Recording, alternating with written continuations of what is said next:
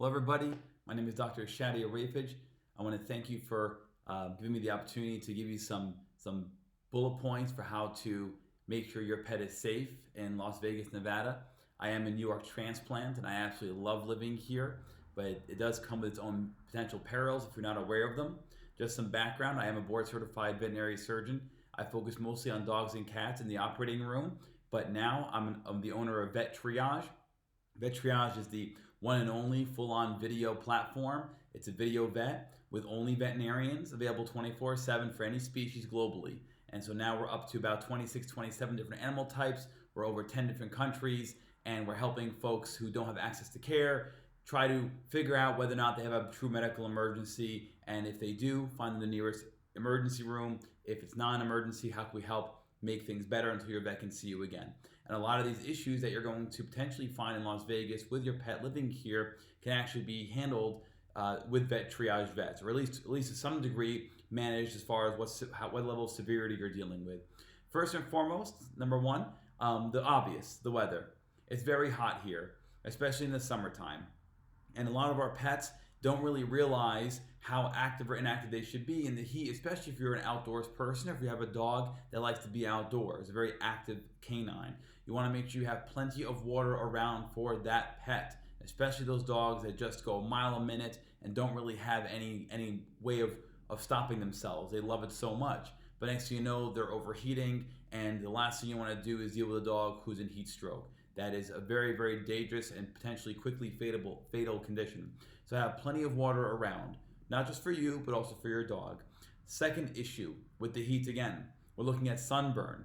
And it's not just coming from above, but also below. You want to make sure they have sunscreen on. You want to make sure that their paw pads are protected. So you can purchase dog booties. And the dog booties will help protect the paw pads so they don't get burned on the ground. It'll also help with any abrasions too. If you have a dog that really likes to just haul it down the pavement or while you're hiking in rough terrain, you want to make sure you protect those pads from the underlying rough terrain. But it also helps with hot ground as well. And of course, the UV light.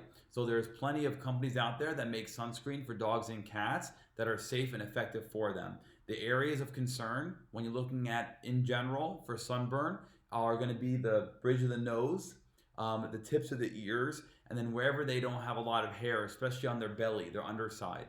Those light-haired, fair-skinned dogs and cats are going to be more of a risk than those that are pigmented, but still you want to make sure you protect those sensitive areas, and again, especially those areas that don't have a lot of hair to protect them. Number three, vegetation, cacti. That's also a problem. And if you do like to go hiking, which a lot of folks here in Las Vegas like to do with their pets, especially with dogs, you want to make sure you stay away from anything that's prickly. It may seem fairly obvious, but some of these species of cactus are very tricky, and they will cause a major problem really quick. And the issue with that is usually if you're interacting with the cactus in that fashion, you're going to be out in the middle of nowhere. And so that's why Vet Triage is so important, because with any device, you can connect online through vettriage.com. But despite that, you want to really stay away from your dog who's going to be naturally curious to get hurt by any cactus. Those prickly spines that the cacti can penetrate your dog's skin with can cause issues beyond just discomfort. It also can kind of get buried in the skin. It gets very hard to remove and can cause secondary infection and inflammation.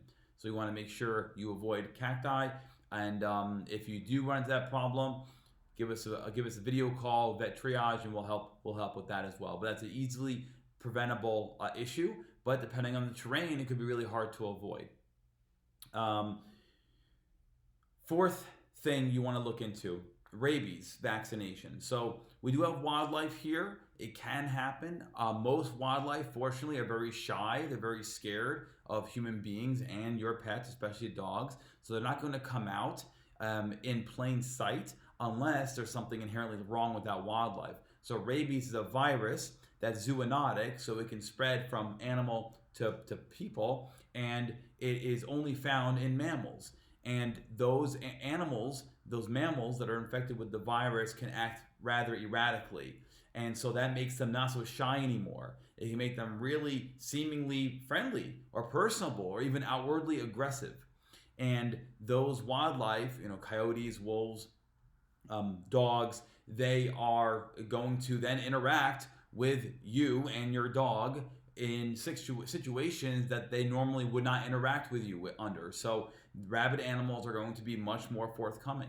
You need to make sure that not only do you identify that kind of weird behavior, but also make sure your dog is adequately vaccinated for rabies. And rabies is also mandated by law. You're supposed to have your dogs vaccinated and cats vaccinated every year with the rabies vaccination. It's very, very, very, very effective, whereas rabies is 100% fatal. And so you want to make sure that you are adequately protected. It's silly not to.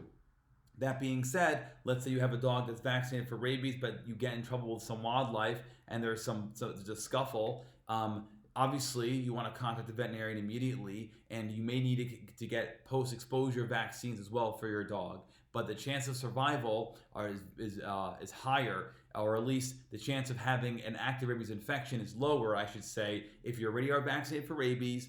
And then if you do get in trouble, you go to your veterinarian immediately, even on an emergency basis, and get post-exposure vaccinated for rabies for your dog or your cat. So those are some basic principles here for living in Las Vegas.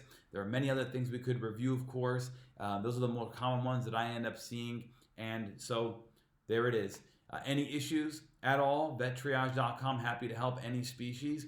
Keep your pets safe. Making sure you can plan ahead for these things is key. Prevention is much easier to deal with than the aftermath of getting in trouble. And so it's silly not to.